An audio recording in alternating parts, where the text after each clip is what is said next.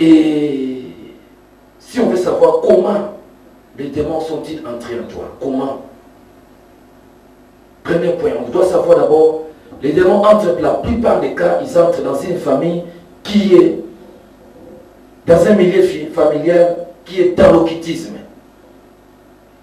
Si ta famille est une famille occulte, qui consulte les magiciens, qui consulte le féticheur, qui consulte les astrologues, pour regarder dans le main l'avenir, pour savoir qu'est-ce qui se passe dans ta vie, pour connaître ton avenir, il faut les astrologues. Pour savoir ce qui va arriver, comment, qui est en train de te combattre, ils vont consulter le féticheur, les marabouts, les magiciens. Alors ces gens-là, tellement ils sont ignorants, qu'ils s'intègrent eux-mêmes entre les mains de Satan. Parce que tous ces gens, les sorciers, les féticheurs, les magiciens, les marabouts, tous ces gens-là sont les serviteurs de Satan.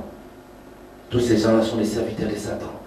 Et c'est un moyen que les Satan, ils prennent facilement ses captifs.